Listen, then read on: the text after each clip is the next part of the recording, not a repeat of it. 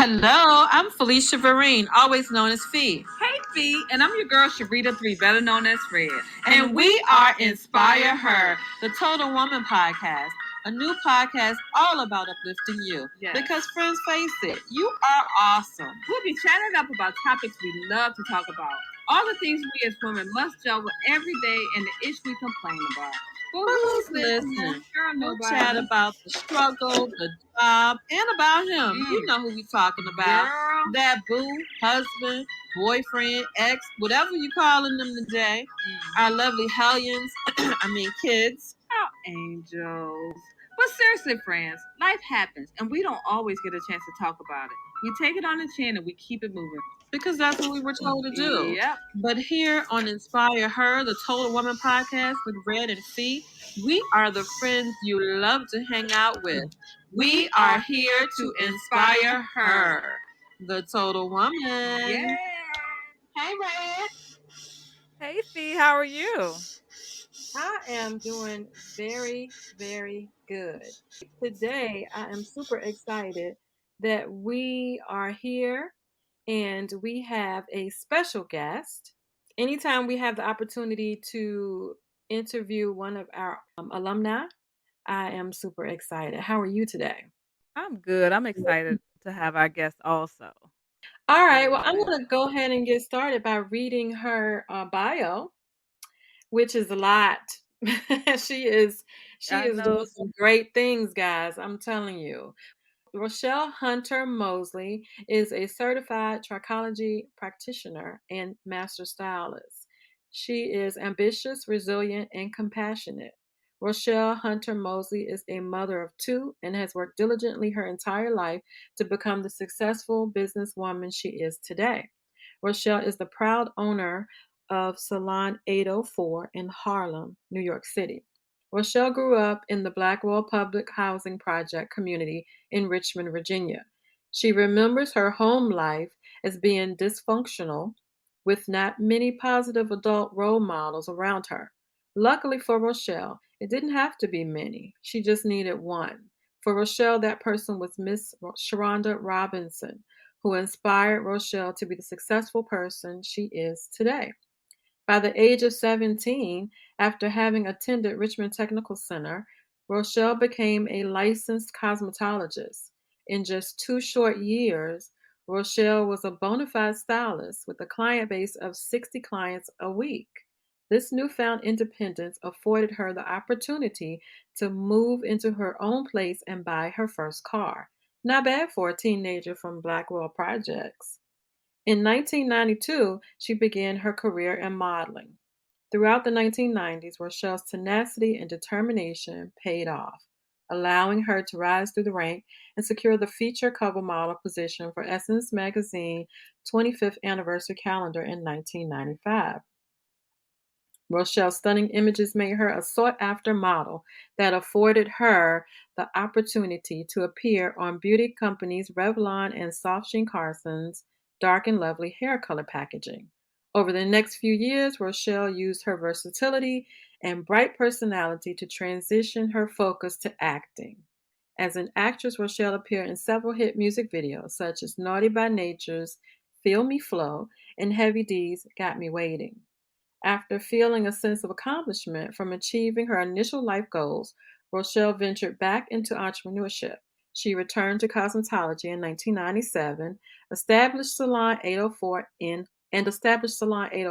Harlem. Rochelle is a strong advocate for breast cancer awareness. In August 2012, Rochelle created the girls' mentoring group, Turn Smart.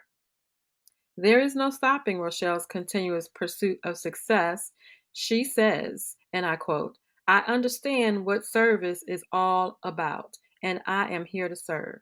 I feel that I don't have to worry about what I'm getting. It's about what I'm giving.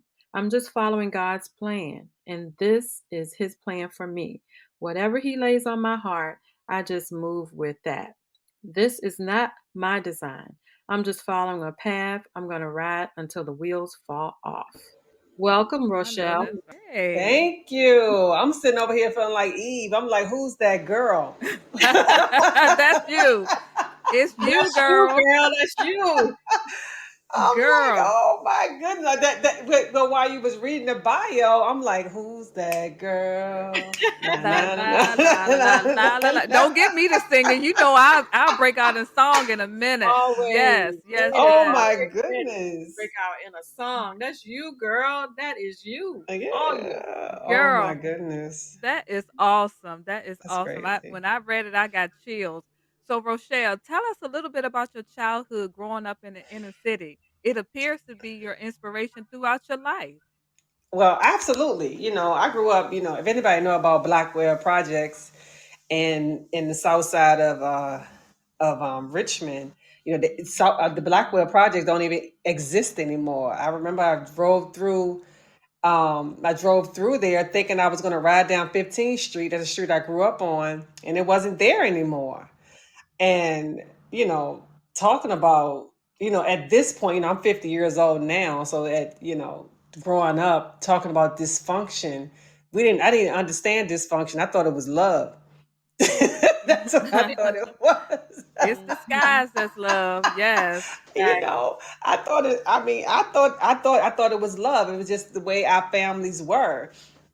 And just looking at, the dynamics of the relationships in my family, it's like, my grandmother she was very loving, but not a very affectionate, woman. And I see how her, uh, if I could say her attitude and the way she approached love, she never really said, I love you. Mm.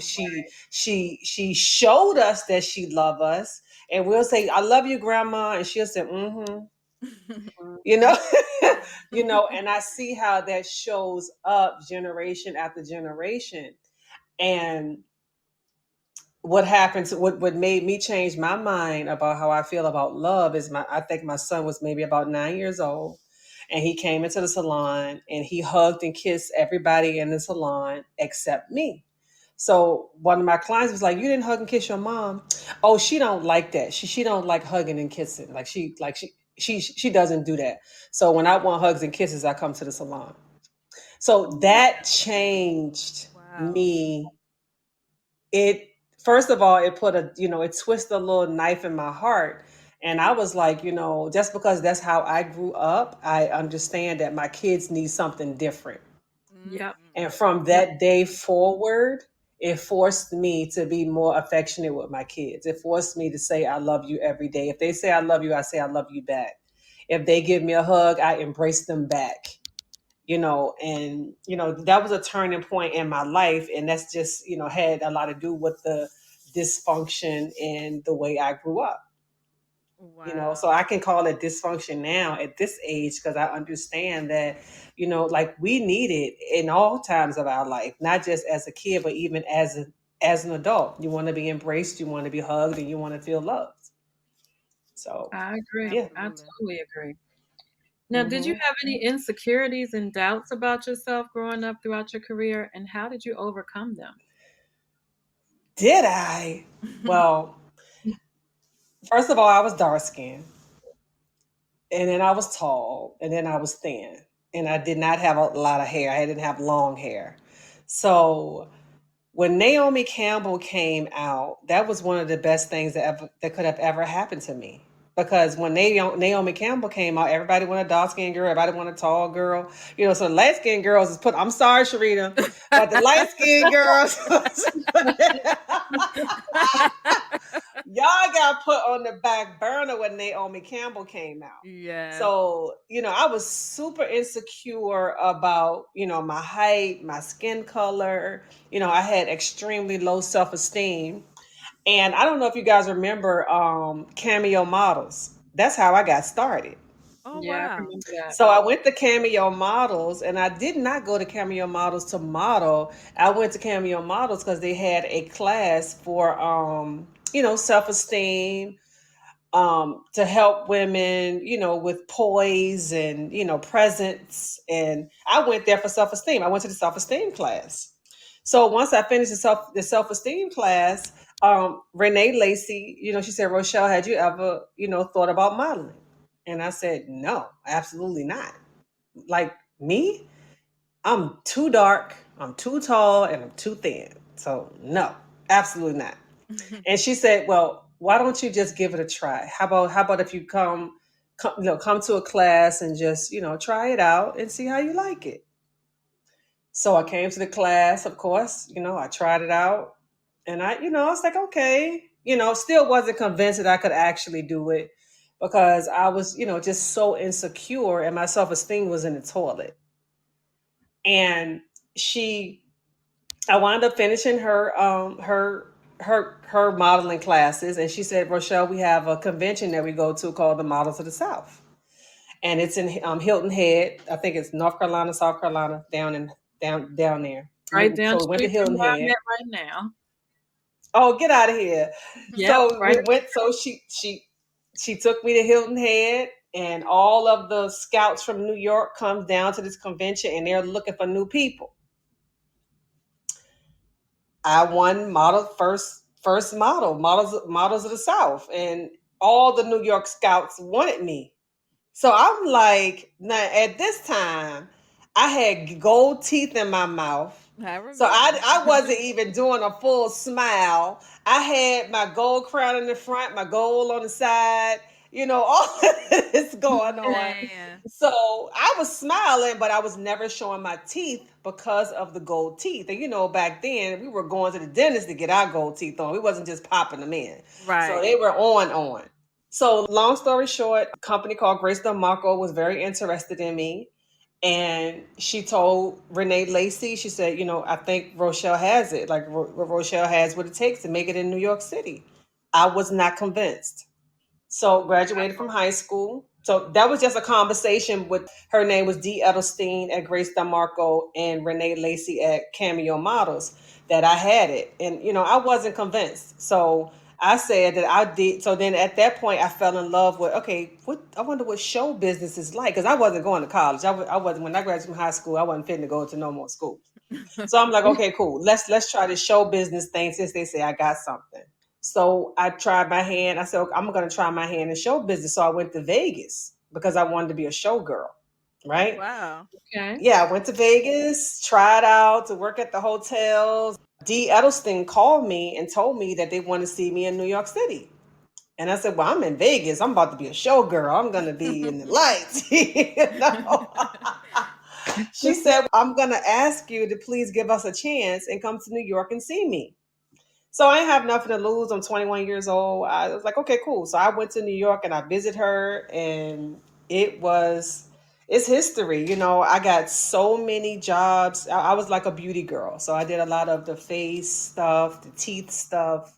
I wasn't a runway girl because I wasn't really tall enough. I'm only 5'8.5". But I did a lot of the commercial print stuff, and I made a lot of money doing it. I did it for like 15 years. So Wow. yeah, so We Girl, I saw remember you. sitting in marketing class with you. I'm like, oh my goodness. I just thought you was so beautiful in class. That beautiful dark skin, them big old dimples. I just thought you were girl, absolutely beautiful. And to hear you say that you were insecure about the way you looked, it's super, like, what?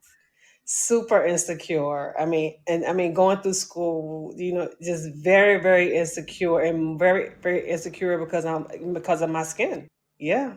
Thank you. Wow. I Yeah, you're appreciate it. beautiful. Okay, so tell us about Sharonda Robinson and the role that she played in your life. How did she inspire you to be the woman that you are today?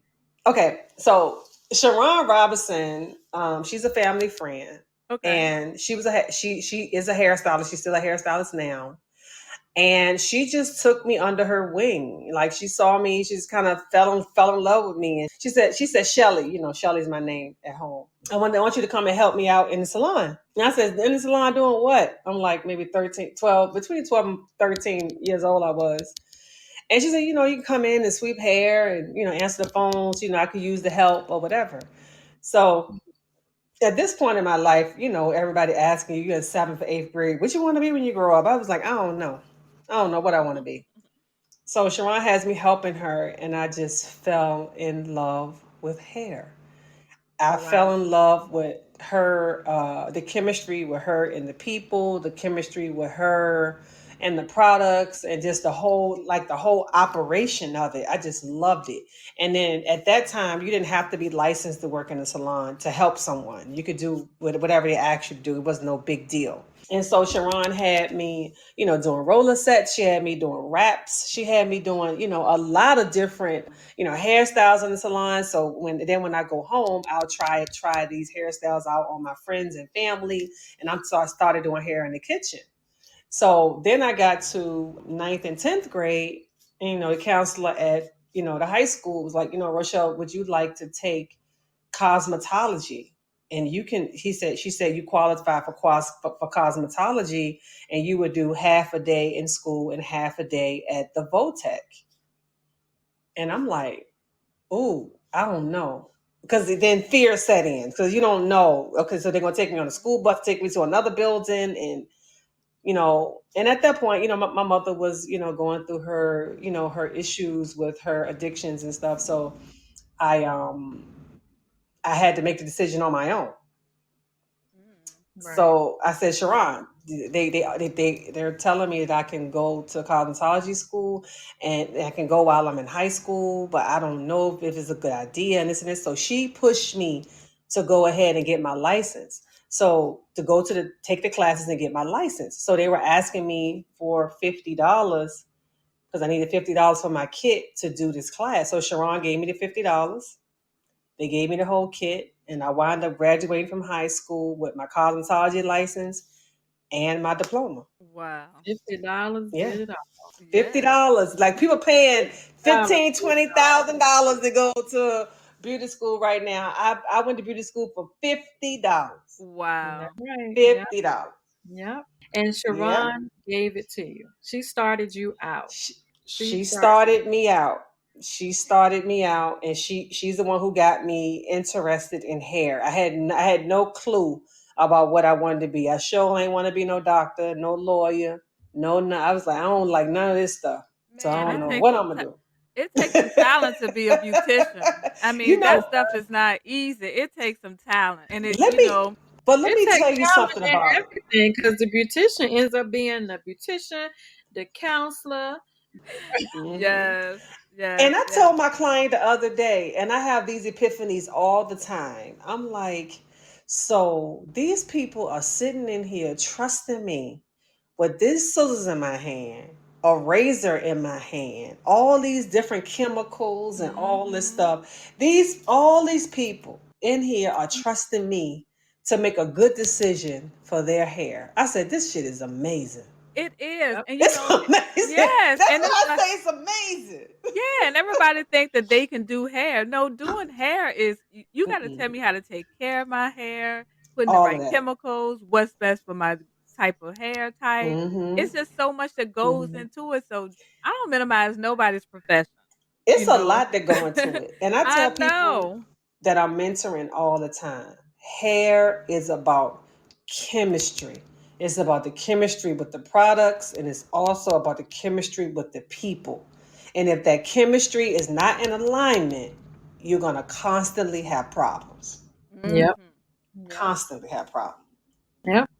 Well, talking about mentoring, how important is it for young girls and even women to have positive mentors in their lives? It's super important. And if you don't have those people that you can look up to in your family, we have this great thing. We didn't have when we were growing up, Felicia and Sarita. We didn't have Google. They have this great thing called Google now, that you can basically Google anything that you want. And I just feel like a lot of our young people do not use their smartphones to be smart. They use their smartphones to just have one up on each other, which is something that I wish they would be more open to using their smartphones for what it was designed for, right? And we as a people is that and I know I only know about Black people because I don't have any white friends. I only know about Black people. And we as Black people do not want to be called a mentor. We don't want to be called that. We don't want people looking up to us. And the reason why we don't is because we don't want to. We don't want to make mistakes. Like we fear making mistakes. And then if you label me as your mentor, I'm gonna look at that. And when I say I mean us as a people. Look at that as if these are people that I have to mentor, then I'm not allowed to make a mistake. That is untrue. That is untrue because everybody's human and everybody go through their trials and tribulations, and it is okay to make a mistake. And just because you are whether you want it or not, a lot of us are in that realm of mentoring people because we have structured our lives in a way that people are looking at us. People are checking out what we're doing, what we're wearing, what we're eating, what we're drinking. People are looking at this constantly all the time. I could talk about something that's so profound, right? And I would have somebody on my live that would say, where you get those glasses? Like, come on And now. I'm like, Is that what you got? but I'm crying my eyes out about whatever that, thing that's hitting my heart at this time. And they're like, I love that necklace. Or your nail polish is so beautiful. And that not acknowledging anything that I'm saying. The Right? mindset. Because people want to emulate. And one of the worst things in the world, what his name? Nightingale. I can't remember his it's something Nightingale. That's his name. And he said the worst thing in the world is that nobody wants to be themselves. Everybody want to be like somebody else. Right? And that's one of the worst things that we have adopted in the world today is that nobody wants to be themselves. Everybody want to do what everybody else is doing. Everybody has great ideas outside of what everybody else is doing, but they're so afraid because they have to conform to what everybody else is doing. And that puts us as a people at a disservice because now we're not able to experience a lot of other things because everybody just want to do what everybody else is doing. Everybody is conforming to what everybody else is doing. Nobody's bringing anything new to the table. What did you talk about marrying your dreams? Yeah, I was talking about that. Like, don't marry your dreams. Just date them. Because what happens when you date your ideas and not marry your ideas, it allows you to open yourself up to move and shake. Every time a different idea pop in your head, if you're not married to that first idea, you can move and shake and move on to the next.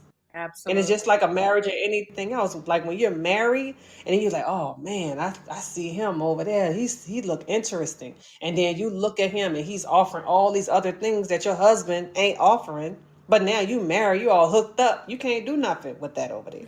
You ain't supposed to. You're not supposed to. But at the end of the day, but listen though, the thing that caught your eye was something that you're not getting in your marriage. And that's the same thing about your ideas, right? This idea I've been working on and honking on this idea for 15, 20 years. And you don't have 2 feet in the game. And the same thing with any other marriage. If you don't have both feet in the game, then you're gonna have the wandering eye. Because you don't have 2 feet in the game. I'm gonna give you some cheers for that one. I'm gonna give you some cheers for that one. We can say that again and again and again. Come through, sound effect. Definitely follow Rochelle on her Instagram. Right. That's what happens. And it happens with everything in life. You gotta have both feet in the game. You gotta come 110%. Because everybody's talking about this 50-50 thing, right? And same with our jobs and whatever else we want to create in our life. 50-50, everybody's saying, oh, I want 50-50 relationship. I don't. I want 100-100 because I need 100% of you and I'm going to give you 100% of me. Because if you giving 100, I'm getting 100, we got 200. Why are we going to settle for 100? We can get 200. Exactly. Right? And then the thing is that a lot of us are just so hooked up on what our parents told us, how our grandma did it and all that. Think about it. These people gave us only what they knew. You don't know what you don't know because you don't know. Or it ain't been invented yet or created or No, developed yet. right. You don't know. So you But can't they go didn't back. know Oh, no when I was better. growing up. They didn't Yeah. know No, they you knew cannot. better. Because when we was growing up, we only had what we had. And now, Yep. because that's what all our parents had. Right. You're And they right. gave us, and they did the best they could. And that's the thing that put me in a place of forgiveness with my family. And I said, my mother was 16 when she had me. So I'm like, and I'm mentoring girls that are 16. I could not imagine one of those girls being my parent, somebody that's going to be responsible for me. I couldn't imagine that. So I had to put myself in a place of forgiveness with my mom, because I'm like, this lady was only 16 years old. What did she know at 16? How was she going to take care of me by herself at 16? Yeah. Right. Like, these girls do not have what it takes to be a mother at 16. You're not, and you're Absolutely. They still speaking. babies. You are Yeah. They baby. babies. They don't even know their bodies are not developed. And you know what I just learned too? I didn't understand. My friend, he's a psychologist, and he told, because I was having some issues with my son. My son is 25 years old. And he said, how no, first he asked me, he said, how old is your son? I said, he's 25. He said, well, Ro, you know that your frontal lobe is not completely closed until you're 27. And when your frontal lobe closed, that's when you are able to make good, solid decisions. And until that happens, my son was not going to be able to really make good, solid decisions because of his frontal lobe. Like, it's a real thing. So I 27. said, Wow. yeah, he's 27. So Wow. I said, you mean to tell me I got 2 more years of this shit? Girl, my daughter's 16. Imagine how Girl. many more years I got. Wow. I got a Well, couple of girls years are too. different. Girls develop different than boys. Oh, I Because I'm hope going to tell so. you, I hope my so. daughter she's very much more decisive than my son. Mhm. Like, she's on it, on it, on it, on it. Yeah. It's different. But boys, Yes. that frontal lobe gotta completely close before they even have an aha moment. Mm. You're right. You're So right. we got time. We got. I mean, I got 2 more years of this shit. Let me So, see. On one, I got 5, and on another one, let's see, he just turned 26 or man, 27. listen. So hopefully he's there. But what happened was, once I got the knowledge, I was able to have more patience with my son, because my patience was running very thin, because Mm. I was confused. I'm like, what the hell is going on? Okay, Yeah. that's interesting. So Mhm. tell us a little bit about your modeling career and how you felt being a role model to the other young girls who grew up in like a similar environment. What advice would you Man. give or do you give to young girls who admire you? And you talked a little bit about it.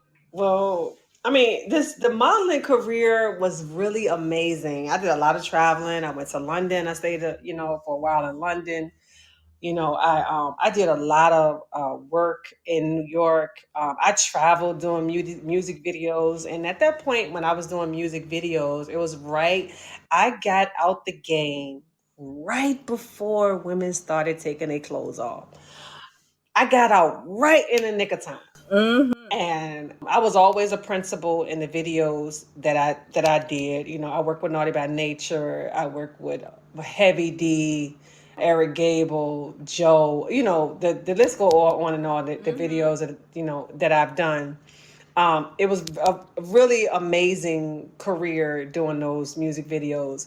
And then, as far as my print work is concerned, the Essence 25th anniversary poster was definitely a highlight of my career, because it was Susan Taylor's husband's poem.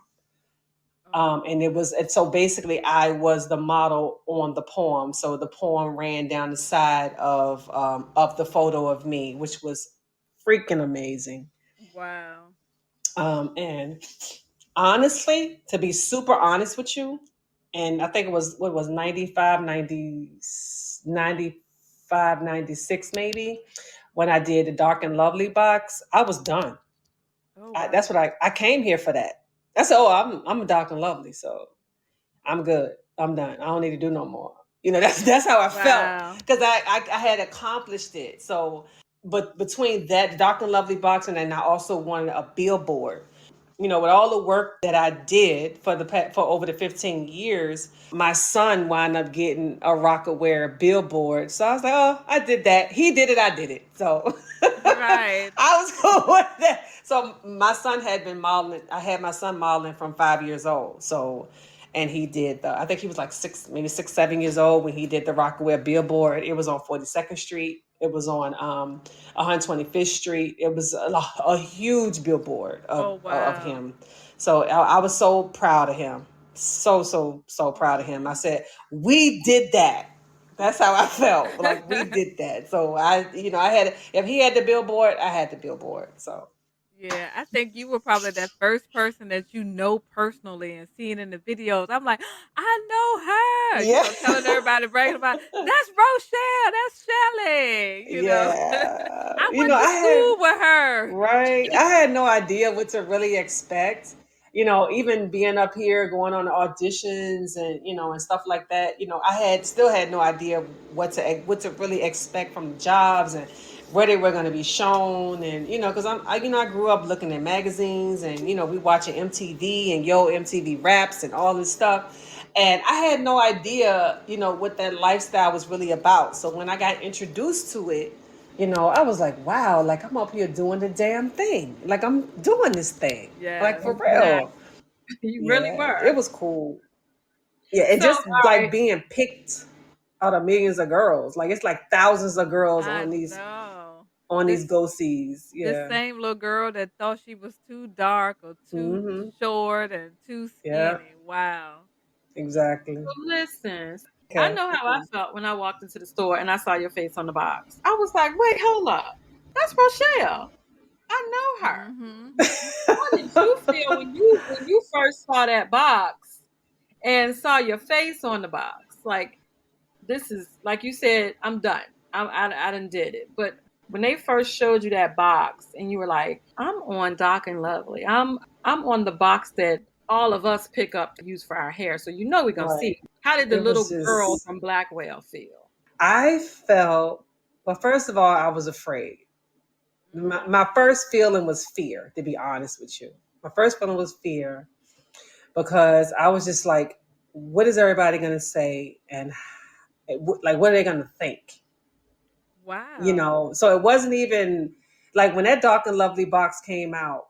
The thing is that I was proud, silently proud, because that's what I came to New York for. I wanted to be on the Dark and Lovely box. But let me Wow. tell you the backstory behind that Dark and Lovely box. Now, I was not chosen initially for that. I wasn't Okay. initially chosen for that. Mm. They chose someone else. Something happened, whatever. I cried like a fool for like 2 or 3 days. My feelings was so hurt. And I wound up getting a call back asking me, was I available? My agency called me and asked me, oh, Rochelle, Dr. Lundy called for you. Are you available? Am I available? Of course I'm available. I didn't know what happened to the other girl or whatever, but I wind up getting it. And then after we shot it and we did everything, whatever. And my first initial thing is that, what are people going to think? You know, I feel like, am I going to be leaving my friends? Is this going to turn over and be something else for me? Because when we were doing that shoot, it was a great big production. It was nothing small. It was probably one of the first big jobs that I ever did before I did the Essence thing. And then before I did Revlon, because I did the boxes for Revlon also. It was the first big, huge job that I've ever done. And I was just like, oh my God, like, people are gonna think that I'm not gonna be down to earth. People are gonna think that that I forgot where I came from, and people are gonna think, it's all into what people are gonna think. Oh no, girl, we were proud. We were That's what proud. was on my mind. We were proud. And I just went super hard in just trying to be super down. You know what I mean? Like, Mhm. super, I'm Mhm. still Shelly. I'm still this person. I'm still Wow. Yeah, I get it. initially I had that feeling. Now, was I proud of myself? Yes, because I came here to accomplish that. I came to New York City to accomplish that. Oh, wow.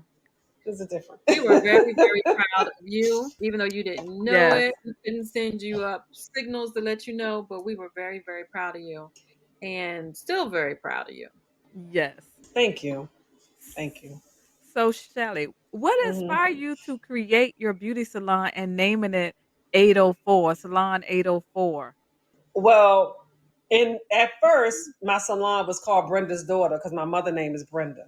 Mm. So Rob was like, "Bro, I can't keep answering the phone, Brenda's daughter, because people keep asking me, am I Brenda's daughter?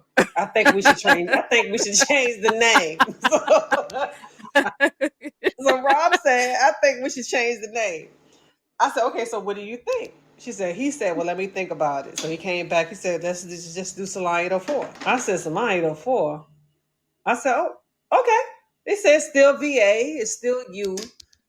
Like 804 and 212. I said, oh, Right, okay. So 212 is, New York area code. right. Mhm. So 804 and 212. So that's what we said. So we're going to be Salon 804. So Rob changed Brenda's daughter to Salon 804. And we start operating as Salon 804. I wound up trademarking the name. I wound up, opening up my first salon on Fifth Avenue on 133rd Street in Harlem. Rob changed that name. I All like right, it. go Rob. I love that name. It's catchy too. It Mm-hmm. is. It is. Mm-hmm. All right. So I know what a Yep. master stylist is. I know what a beautician is, but what is a trichology practitioner? Okay. So trichology is the study of hair and scalp disorders.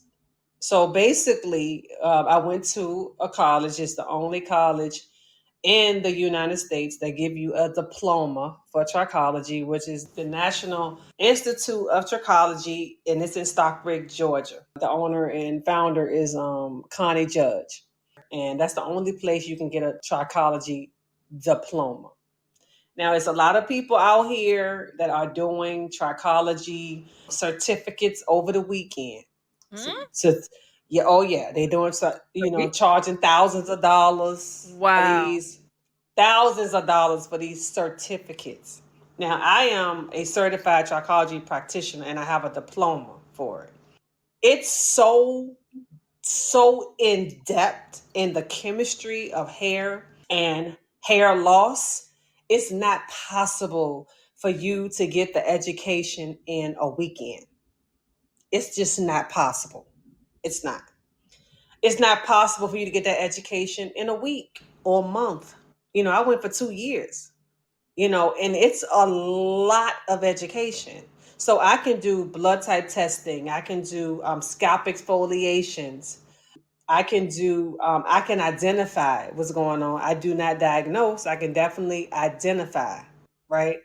I can do pH testing. So I can do all this stuff in the salon so we can get to the root of what's happening to your hair. And I went and I decided. So at first I wanted to be a dermatologist, right? So my my sister-in-law said, "Bro, a dermatologist is like a doctor, right? And your ass is old. Ain't no way." She said, "Why don't you be a trichologist?" And I said, "What's that?" So when she told me about this was like 7, 8 years ago. She said that word was the first time I heard that word. I said, "I don't even know Me what it is." She too. said, look it up, and see what it's gonna take for you to be a trichologist. I did my work, and I found numerous certifications.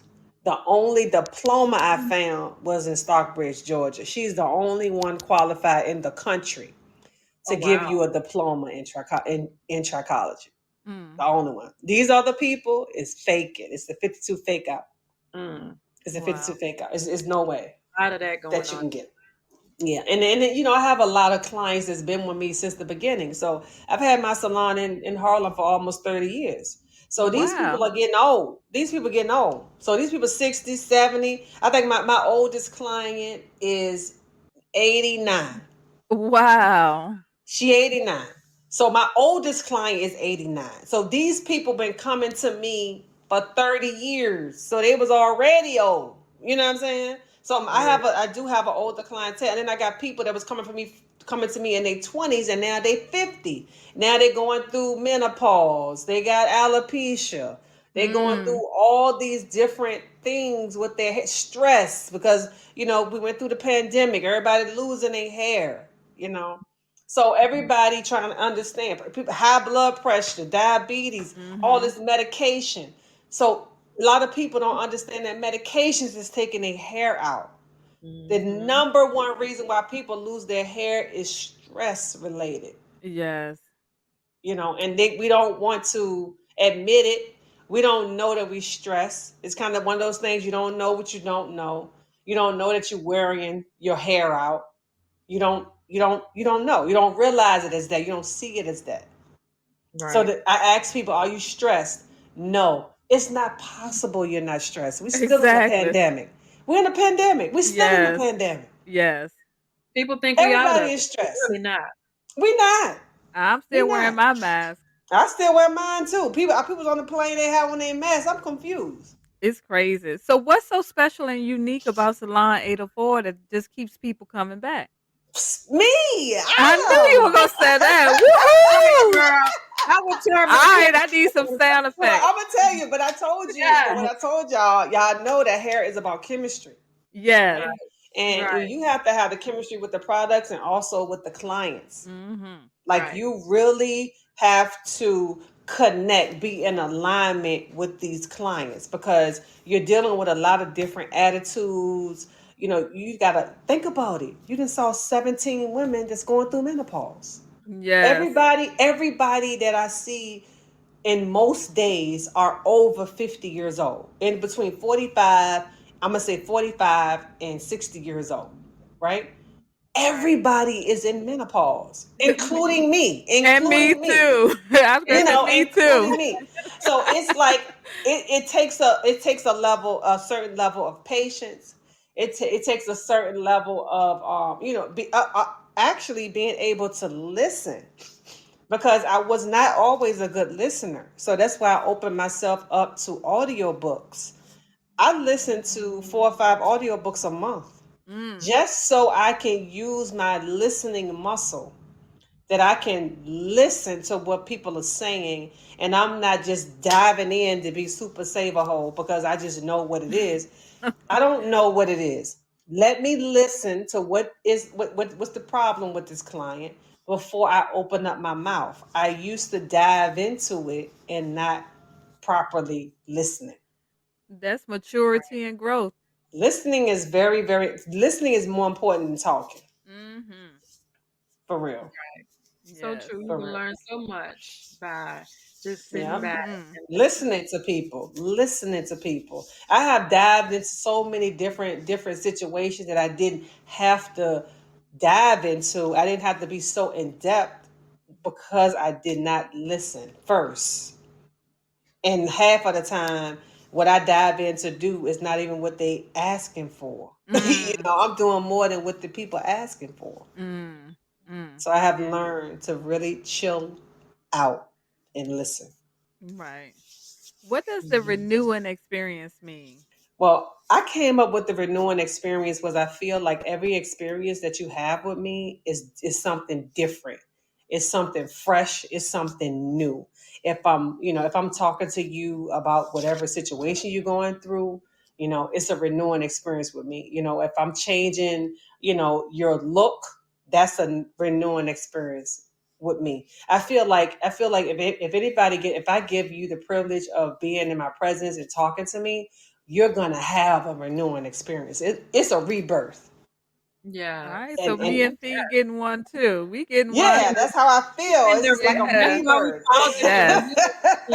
We're getting a rebirth with Rochelle. A rebirth. Yeah, it's a rebirth. And you know what? And I used to be so afraid to use these words to describe myself. And it's only because I was afraid to shine my light. And I used to dim my light so much because I didn't want people to be intimidated by these words or what I'm saying or who I am. So I would use smaller words, and I would just kind of, dim it and chill and hide. And now, I'm just like, you know what, this is really who I am. And if I'm shining too bright for you, put your sunglasses on. I know that's right. Man, as a woman, sometimes I mean, not even just as a woman, I'm sure maybe men go through the same thing. But Sharita and I have talked, and it's like a lot of people say, "Oh, you bougie, you think you all of that, you think this." No, you think I am, and because of what I give off, I'm not the same person I used to Mhm. be. And if I was, that would be a problem. That would If be a Absolutely. problem. That would you be a know, if I problem. don't And you're evolve. not supposed to be. And you know what? And it's another thing, and I hope that the listeners get this one too. People are gonna say, you can hear people say, "Oh, don't forget where you came from." And sometimes I want to forget. Exactly. If you go back to where I came from, your ass want to forget. And Trust that's me. real. That's true. That's You true. want to forget because if I remember, it's gonna be just as painful for you as it was for me. Right, right. Like, do you really want to relive that? You really want to? You really? You don't want to go back there? You really want to go back there? Exactly. Sometimes sometimes people get stuck.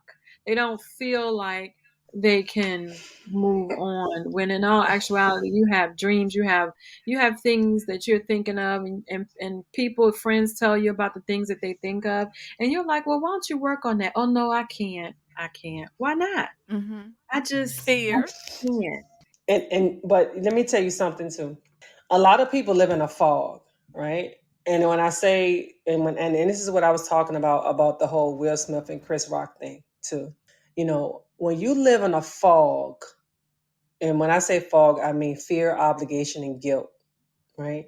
And when Hmm. you're living in fear, obligation, and guilt, and you get to that point where basically it's time for the bubble to pop, you are not in control of how you're going to react because fear has taken over. I don't want to be afraid no more.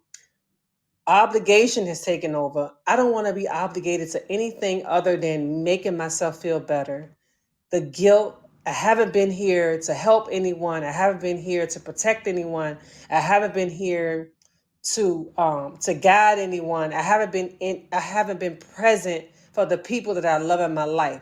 So when the fog clears, things happen like what happened to Will and Chris. Right. The fog cleared for him in that moment.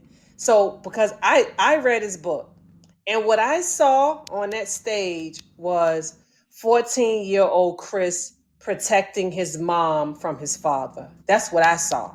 14-year-old Will, Mm. And you would only You mean that's what I Will? Okay. Will. I'm Yeah. sorry, Will. Oh, that's What okay. I saw when Will got on that stage and he acted out like that, what I saw was 14-year-old Will. Mm. I didn't see Will Smith, the actor, the superstar. That's not who I saw. I saw trauma. And when that fog clears, you're not going to be in control of when it's kind of like when you driving and you're driving through the fog. You don't know when it's going to let up. You don't know what's on the other side of the fog. You don't know how long it's going to last, right? But right? when it clears and shit is looking real clear to you and okay, the skies been opened up, it's time for you to make a different move. And that's what happened there. And I think that's what happened to a lot of people is that we live too long in the fog. I like that. I like that a lot. We live a long time in the fog. We also don't are not equipped with the tools to get out. We Mm. don't understand that you're supposed to put your high beams on. We don't get that. We don't understand that the high beams are not on That because part. we don't have the tools to get through the fog. That part. Yep. Yep. Yep, I agree. I Go totally ahead. agree with you. We as women have to work and take care of the home and do all of that stuff. And with your career, how were you able to balance being a mother and having the career that you have? I'm gonna say it was super hard. I'm not gonna lie, it was super hard. I was a single mom twice. When I say twice, because my kids were 9 years apart. Hmm. So and we got two fathers. So I was single mom twice. My ex-husband is very active in my daughter's life right now, but it was a lot of years that he wasn't here. And what I learned how to do very, very well is I learned how to delegate. And I had to learn how to delegate very fast because I was used to doing everything.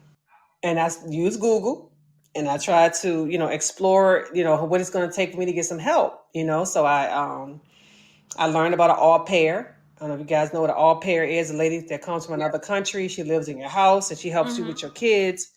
And you invest in their education for 18 months and they go back to their country. Wow. And that's the first thing I did. I did an au pair. I had 2 nannies. And I was in a place where I felt like, and I never really explored any of this stuff before I was a single parent, because first of all, I thought that I could not afford it. I was like, no way I'm be able to afford it. That's for rich people. Rich people got nannies. Rich people got au pairs. Rich people got, this is a whole rich people thing. Rich people kids go to private schools, because I was intimidated by the words, not by the experience. I've never had the experience. So now I was pushed into a place where I had to have the experience because my job had my time almost 100% of the time. In order for me to take care of these kids, I got to be bumping and curling some hair.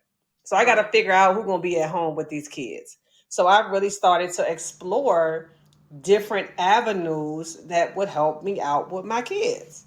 So it was super hard, but I'm gonna tell you, once I got help at home that I could trust, and that because I was not about picking my kids up after work, bringing them home, bringing them back. I didn't want that. I needed somebody in the home.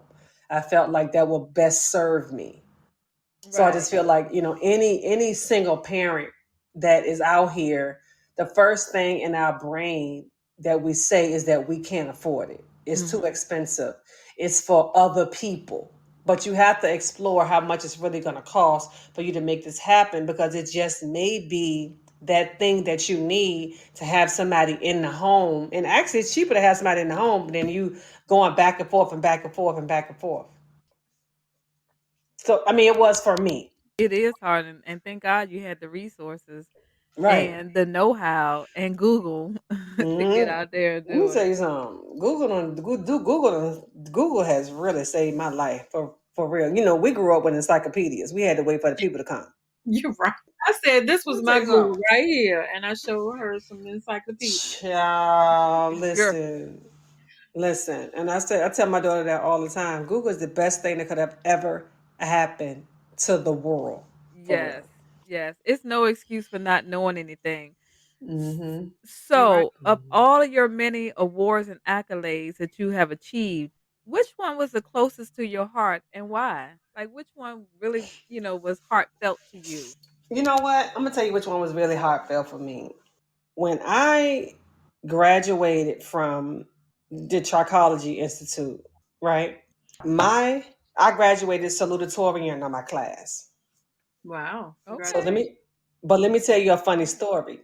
I was not even going to finish the class. I wasn't even going to take the class. When I got to the school, we had to take an exam to basically place us. You know how they give you an exam to place you in the school, right? Just to see how you learn, what kind of environment you need to be in, whatever. Mhm. I was intimidated by that. Then she gave us the syllabus. The syllabus, I think it had maybe 50, 60 essays we had to complete within these 18 months, right? That's a I lot. said, oh, absolutely not. I said, Miss Connie, mm-mm. I Miss said, Miss Connie. Connie, yes, I did. I said, Miss Connie, I can't do this. I said, I said, I graduated from school in 90. What, I graduated in 90? In Mhm. 1990. I said, I Oh graduated in Lord. 90. I said, I have not written an essay in over 25 years. It's no way in the world that I will be able to write an essay. I cannot do it. I can't do it. She said, Rochelle, is it that you can't or you won't? Right. There's a Think difference. about it. Is it that you can't or you won't? So I'm crying in there. I'm upset. I called my girlfriend and I told my girlfriend, I said, listen, I can't do this. I said, the lady said I got to write 60 essays. There's no way I'm write 60 essays. I can't do it. So when my girlfriend said, well, Ro, did you read the material yet? I said, no. She said, well, how do you know you can't do it? I said, I just can't. I just can't. I just no way. I can't wrap my brain around it. I just kept saying I can't. She said, listen, let me tell you something. I said, so how about this? She said, I'm gonna help you because she was in education. She said, you read the material, you write the essay the best way you can, and I'll just fix the essay. I'm not gonna read any material. So whatever you write down, if it's fucked up, it's gonna be fucked up. That's what she said. She said, I need you to read it and write it the best way you can. And I'm gonna help you, fix it so that it's readable, whatever. So I wound up doing better than I thought I could do. Right. So wound up graduating salutatorian in my class. And the question that that Connie asked me, she said, Rochelle, what were your expectations of this course, of getting this diploma? I said, I didn't have any. She said, well, I wonder what your life would be like if you had some. That's deep. Oh my God. Wow. And I cried like a holy fool. I cried. And it hit me. And that has to be one of the best things, one of the best certificates I've ever gotten. Graduating salutatorian in my class. I barely graduated from high school. So it's like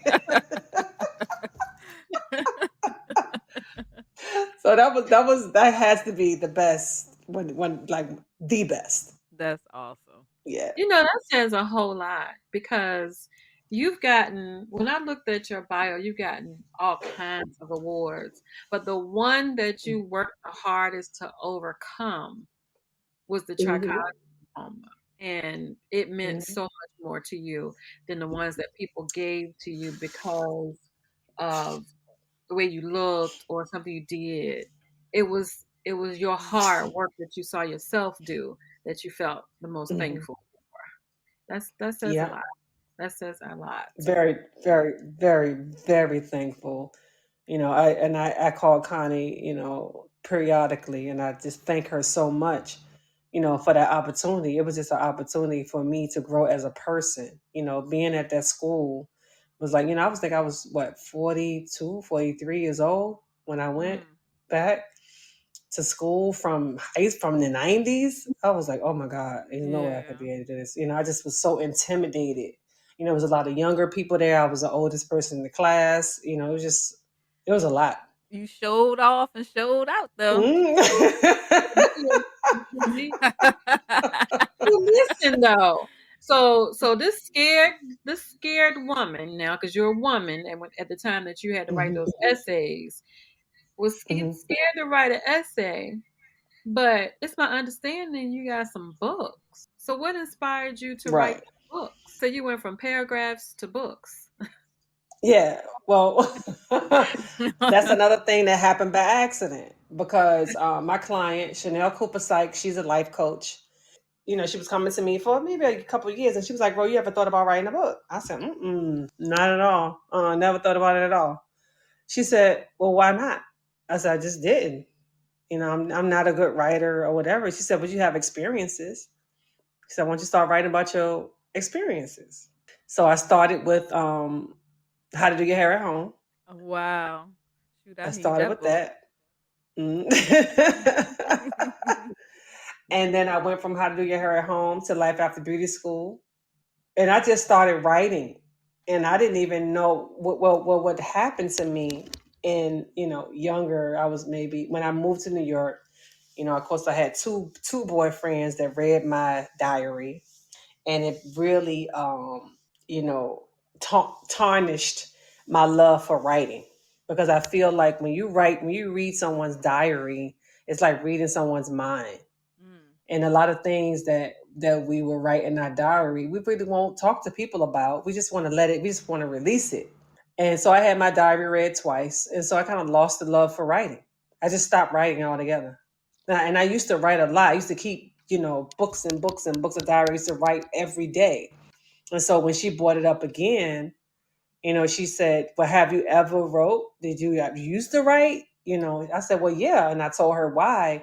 And she said, "I don't think that you should let those experiences steal your joy. I think you have something to say." Right.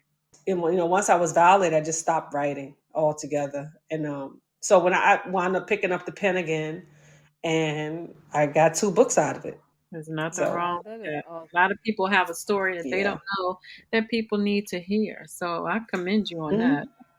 Definitely do. Yeah. Yes. Yes. Yeah. So that was Chanel Cooper Sykes. And that's another thing, people, finding your mentors, and I always tell people, you do not have to use the word mentor, because a lot of people are afraid of that word, because it carries a lot of responsibility to a lot of people. Right. What else would you call it? I wouldn't call it anything. I would not call it anything. I would just follow. I would learn. I would, have dinners with you. I would, just make sure that I'm in your space, in your personal space, as much as I possibly can. Tell us Hmm. about your philanthropy and what drives your passion to give back to others. Well, first of all, when I moved to New York, it was my ex-husband that started me on the philanthropy thing, the giving back to the community. I'm not from Harlem, so I didn't understand what Harlem needs. I didn't understand, my husband giving out bikes and turkeys, and he wanted me to cook dinner for these people. He want me to do all this stuff. So I'm just like, Lord, what is this? Because I didn't come from that. Like, we didn't do Right. that in VA. We trying to feed our own damn family. He I trying to know feed that's the whole right. damn Harlem. So and buying them all this stuff, and I'm just like, oh my god. So I really learned philanthropy through him. And I just was obedient. So what I said to myself, I said, God, I don't know where this path is taking me, but I will be obedient. Whatever it is that you're pushing me through, or whatever it is that you're pushing me to, I will be obedient. Mm. And so it's been history since then.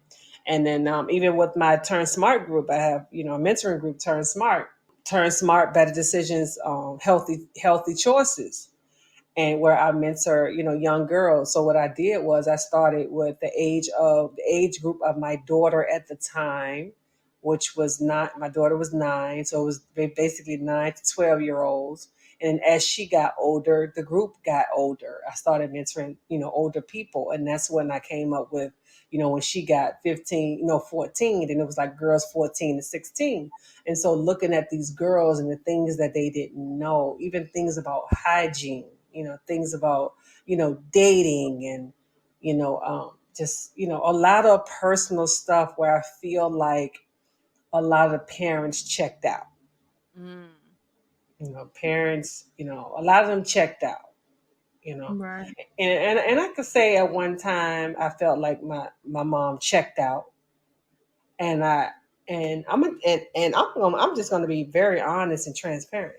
If I had the balls to do it, or if I could be that girl to check out, I would have checked out too. This shit is fucking hard. It Oh is. yeah, I think we've It's all thought very about it Oh, that once let once me or tell you twice. something. You I going ain't through wouldn't it have. alone. now. I'm going through Let it me tell now. you something. I just didn't have that in me to check out on my kids. I couldn't do it, because Right. it happened to me. So I couldn't do it with my kids, but I can. It put me in a place of forgiveness where I'm like, you know what, Mom, I forgive you for it, sis. Because if I could do it, I would do it too. I'll leave these little niggas high and dry.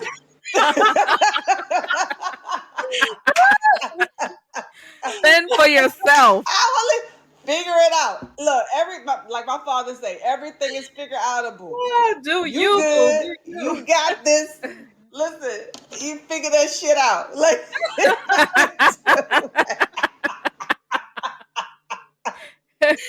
They think they know everything anyway. You think you ain't know? Yo, look, You figure get it that done. shit out. Think Look, about it, though. they For think they real. know everything anyway. Exactly. Oh Figure it my out. God. But you That know is what? You funny. said it, but we be thinking it, so I think it. I'm like, Yeah, we be Yeah, thinking you that. be thinking that I shit. feel you. Yeah. I wanted to drive My off mother, and let me just tell be you like, something. My mother was like, deuces, I'm out of here. I'm going to do what I want to do. oh, And that's it. And, you know, and my thing is that I think that she loved us. But at the end of the day, she just did not have the wherewithal. She didn't have the bandwidth to really deal with, children. She started at 16 years old. Yeah, right. but She it's was great young. that you broke that chain. You Mm-hmm. did. Yeah. Yeah. Yeah. So one of the patterns that I hear is that there have been people that came along in your life in the times that you actually needed them. And a lot of Mm-hmm. people call it whatever you want to call it. I call it God. God put people in places during different points of your life that you needed. They put Sharonda in your life. They put Connie, and they put the other Come lady, judge. the guy in your life that changed his name for Salon 804. 804. And Mm-hmm. all along your life, God has been putting people in your life to help you, Mm-hmm. to give you some advice, and obviously people that you trusted, people that you Mm-hmm. actually listened to that could and say, hey Rochelle, how about you do this, or how about you think about this, and you say, you know what, yep, and there Mm-hmm. you go, you climbed another ladder, you climbed another step, and it helped you along the way. People need that, and we don't think we do. We don't think we do. And Mm-hmm. I'm gonna take a minute to talk to our people that's listening. A lot of times we don't think that we need people along the way. We think, oh, I got it, I can do it, or I don't need nobody help, or I don't want nobody to know that I need help. That's the problem that we have, and especially, and I'm just gonna say this, in the Black community. We always think that we don't need anybody else. We don't want people to know what we're going through. We want to hide in our little corner. I don't want you to know I'm struggling. But when you open up to people and you're around people that you can trust, watch, just see what they're going through, you never know what might happen from that. Don't be afraid to open up and let people lean into your life and give you a little bit of help. That's okay. You can do that. It's not a problem. And nobody's going to, and if somebody does think differently about you because you opened up and said, hey, I need help, guess what? You don't need them in your life. And that's just that. That's some That good is, advice. So, Mm-hmm. what advice would you give to other women who want to become an entrepreneur? Well, the first bit of advice that I would give is to definitely take a business course. I did not take a business course. I just went in and I free fell through this whole 25 years. I free fell through this whole thing. I do not recommend you do it. A business course is very, very important if you want to become an entrepreneur. I was paying people $200-300 to make a spreadsheet Oh because wow. I didn't understand the difference. I had an accountant when I first started out, paying her $1,000 a month to make sure that the bills were paid in the salon. She had my stuff set up on automatic. She wasn't doing shit. why you ain't call Co- me? Look, collecting your money. So because I didn't know, this why was you ain't 20 call some me? years ago. This is 20 some years ago. And also get yourself those books. Books are very, very, very, very, very important. But this is what they say about Black people. If you want to keep something away from a Black person, put it in a Put it book in a book. because I've we ain't gonna heard open that. it. Put it Yep. in a book. Get yourself connected with some really, really good books. And the books that I would say get connected with, the one I done fell in love with, the new one that I'm on right now, is called Letters to My Daughter by Lynn Toler. Judge Lynn Toler. Yeah. Uh-huh. She has a book called Letters to My Daughter. It is an amazing book. It builds character. That book will definitely build character. Stop Walking on Eggshells is talking about narcissistic behavior and Mm. relationship disorders. Which is what we need in our business. When you talk about business, people always talk about money. Oh, just money, money, money. Mhm. No, you need to learn people and understand what it is that you're dealing with. The other book is called Buy Your Own Fucking Lilies. It is What? the most, yes, buy your own fucking lilies. She I like emphasized the word. I like it. And I'm look, as you talking, Yes. I got my phone and I'm writing it in my notes. Yes. Yes. And then the last book is called Kick Ass by Mel Robbins Will Change Your Life. And get connected with these books, understand Google, and take a business class. That's all I'm asking. If you're Okay. interested in entrepreneurship, that's what you got to do. I agree because as an accountant, I see people all the time. I'm an accountant and a financial literacy coach. I see people all the time that have amazing businesses but are clueless, and people are robbing them blind Yeah, because giving because they everybody don't know. opportunity to take care of their money, and all they want to do is get it done, and people just taking a little bit at a time, a little bit at a time, and you don't know it because you're looking at the big picture. Oh, I got this much money, but this person may be skimming $100 here, $50 there, Mhm. $200 here. Yep. Before you know it, Mm-hmm. you're wondering what happened to your money. Well, you wasn't Yeah. looking at it. You don't know how to look at Mm-mm. it. You don't know how to budget. Nope. You don't look at a bank account regularly. You don't do none of that. Crazy Mm-mm. that Wow. people can have these businesses and don't do that. No, they don't. They don't because they just think that everybody's just going to be honest. And basically, you know, basically what they look at it at their business is like the person that they're hiring is they're paying them to do what they don't know. Mm. Right. But you got to learn where your money is going. You got to understand where your money is going, what your money is doing, and how much more money you need to make. That is the most Exactly. important thing. And if you don't know how much more money you need to make to meet these quotas, you're going to find yourself at a deficit. You're going to find yourself in the red all the time. Absolutely. I All the totally time. seen Hmm. it. I've seen it. Now Yeah. tell us what's next for you? What could possibly be Mm. next? What's next for me? What's Mm-hmm. next for me is teaching, coaching, and consulting. Oh. Because over the Okay. past 30 years, yeah, teaching, coaching, and consulting. Because over the past 30 years, I understand how, I know how to make money, right? It has been a long road in learning how to keep money. Mm. It has been a extremely long road for me. Finally got my credit to where it needed to be. Finally started building capital in my savings accounts. Finally, I'm 50 years old. I've been doing this for 30 years. Finally, to that point. Finally understanding how to use credit cards. And I'm like, I want to prevent any other entrepreneur from making all the mistakes that I've made.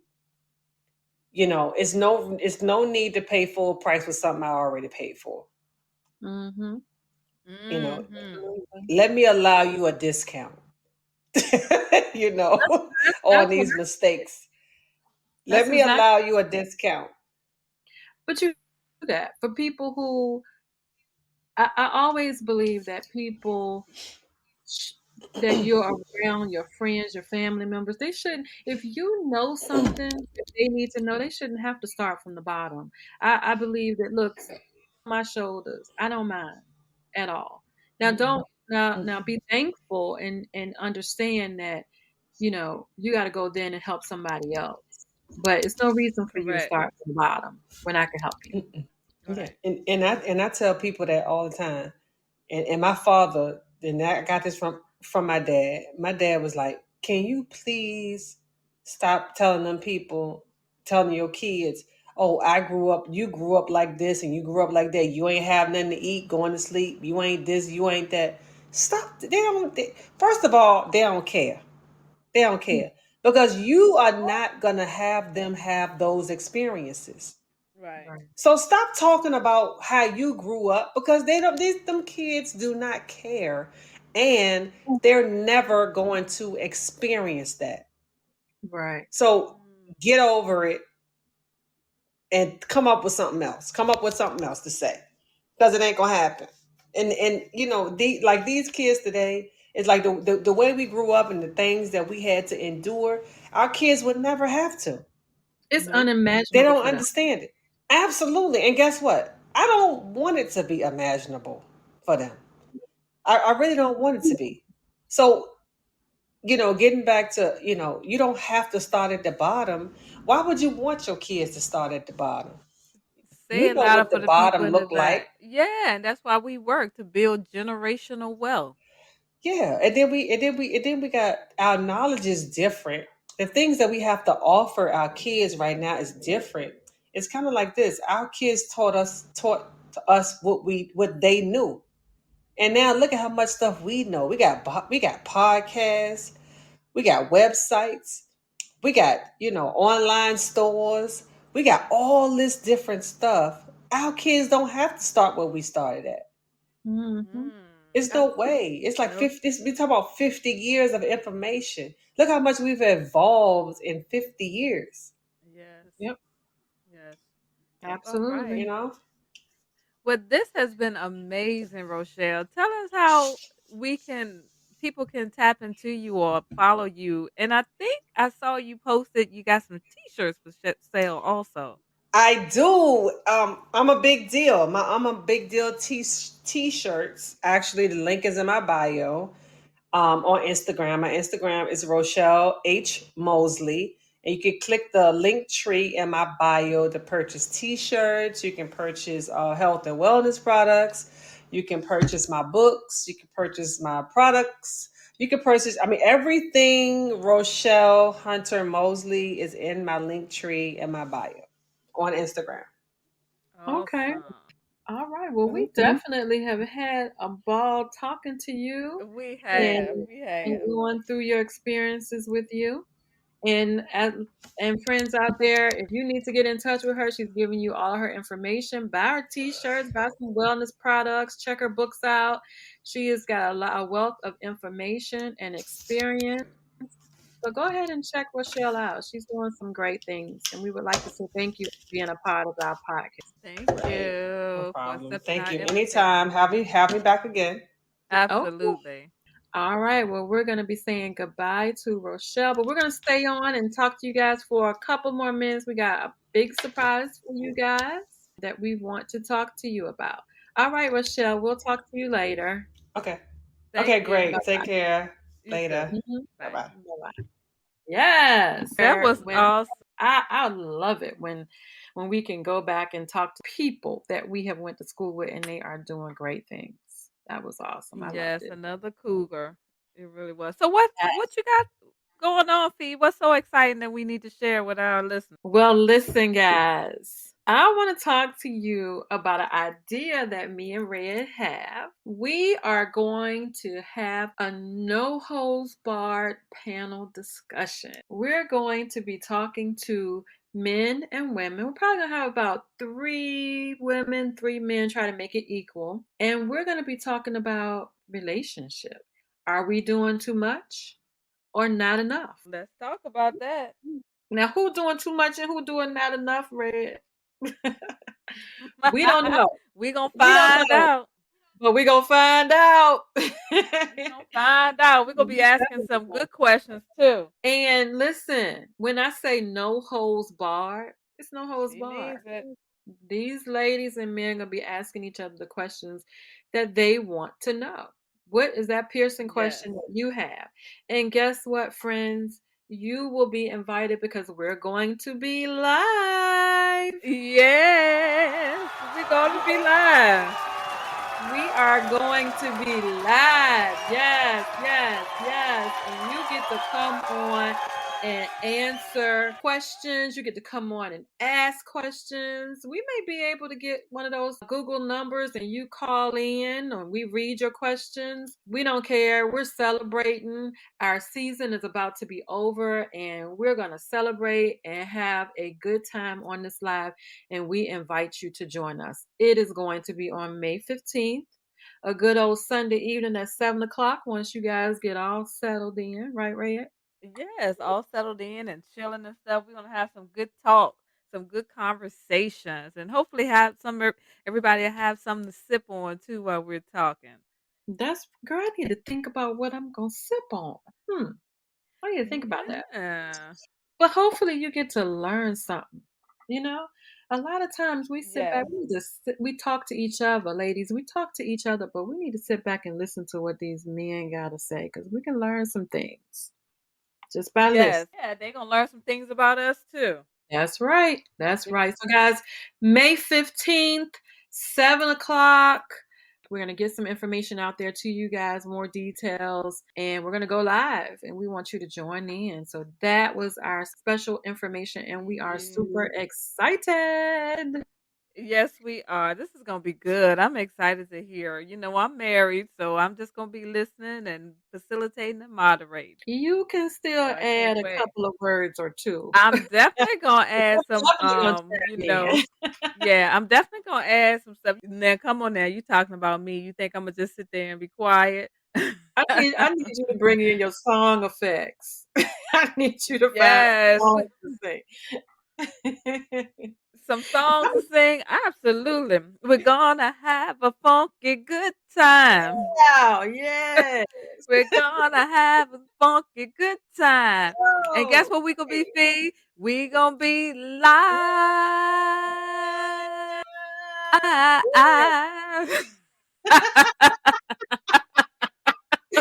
Y'all, look, we are having a good time with this podcast. I'm telling you.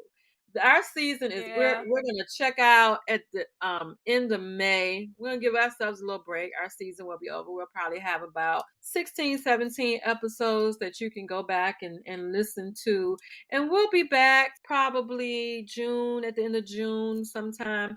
But we're gonna come back with some more great stuff. Red has been sitting Yes. back picking up some good episode titles, and we got to do some research, and we're going to come back. We're going to put it on you again for season 2, but we're not done yet. So be prepared for this next episode. It's going to be live. We got a couple coming out. May 15th is going to be live, so make sure you're there. All right, Red. Oh, peace and blessings. All right, y'all. We are headed out.